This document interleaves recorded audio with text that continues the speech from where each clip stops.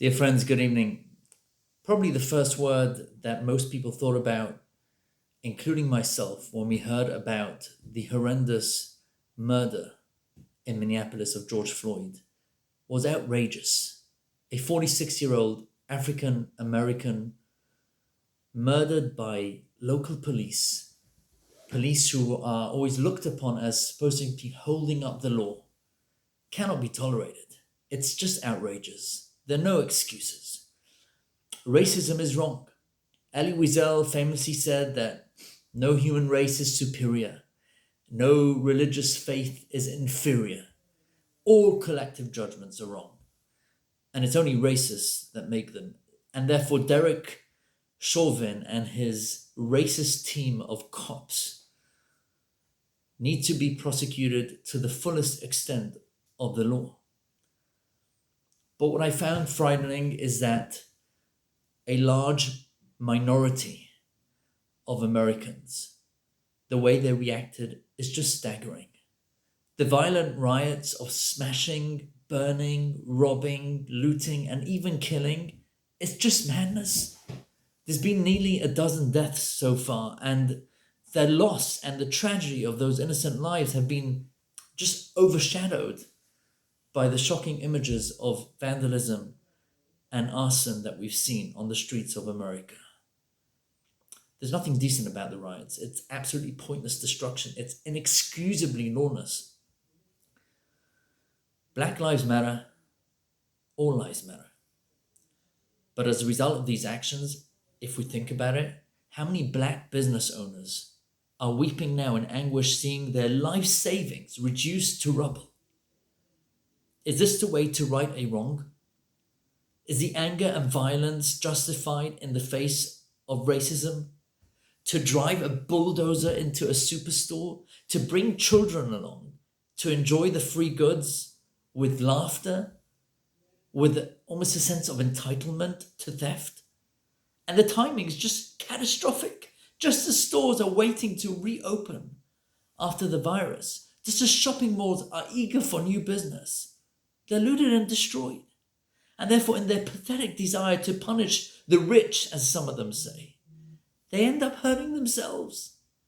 Because, friends, for all the landlords and all the shop owners who they've inflicted this damage on, there are thousands upon thousands of low-income workers who are going to be hurt directly by this destructive behavior. There's an incredible story of Rabbi Yaakov Kamenetsky.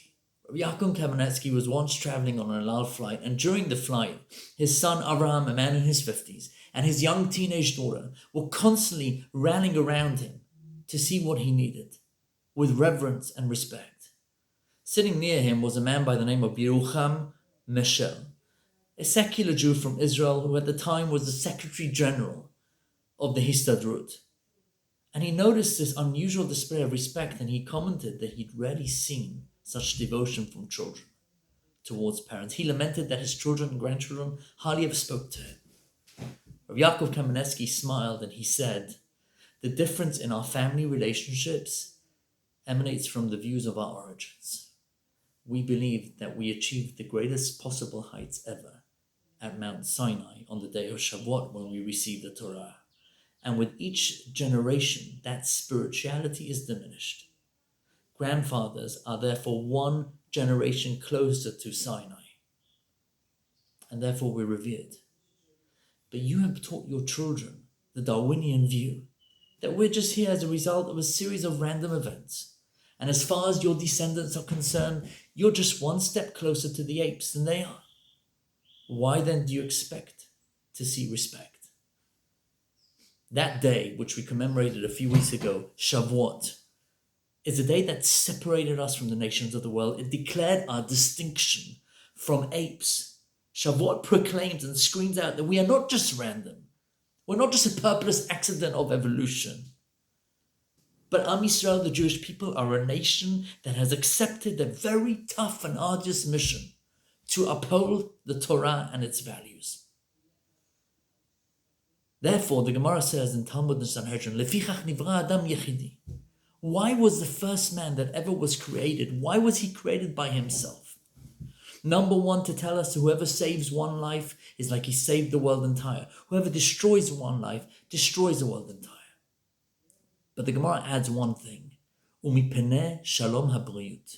In order to create peace amongst people. Shelo yomar adam lechavor. A person shouldn't tell his friend, Al abba gadol me'avicha. My dad is greater than your dad.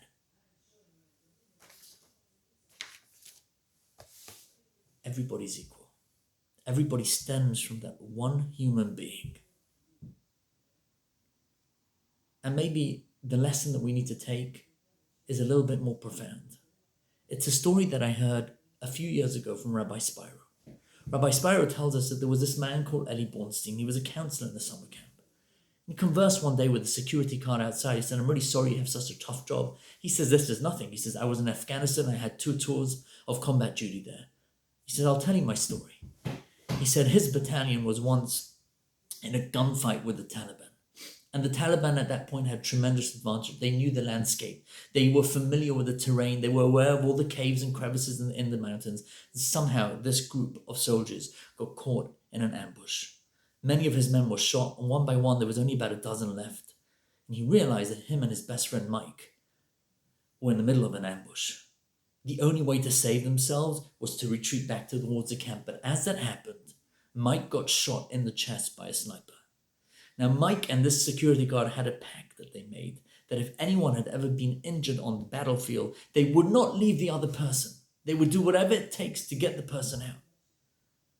So this security guard didn't know what to do. He had no medication. He had no bandages.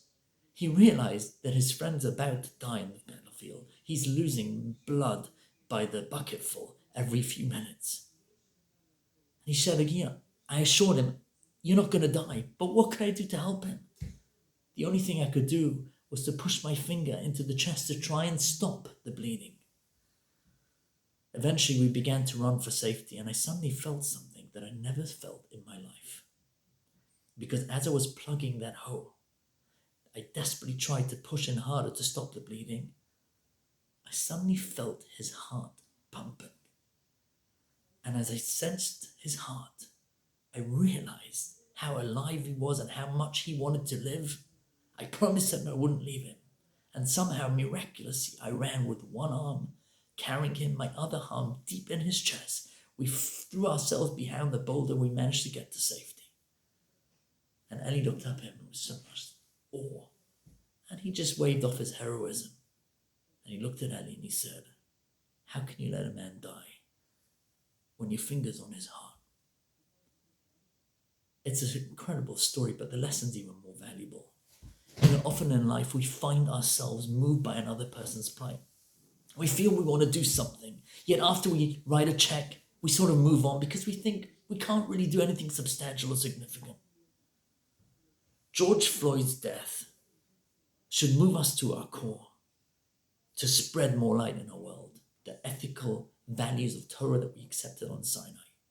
To be more caring, to be more compassionate, to be more respectful to every single human being. As Hashem himself does, and David HaMelech, King David tells us, V'racham avokom asav, Hashem has mercy over all his creations. If our fingers would only touch the hearts of others, it wouldn't just be lip service.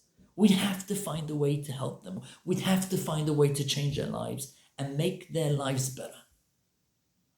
So in light of this terrible tragedy, let us try to really feel the heart and the pain and the anguish of others, to be able to make a difference and an impact in the world, and to make this world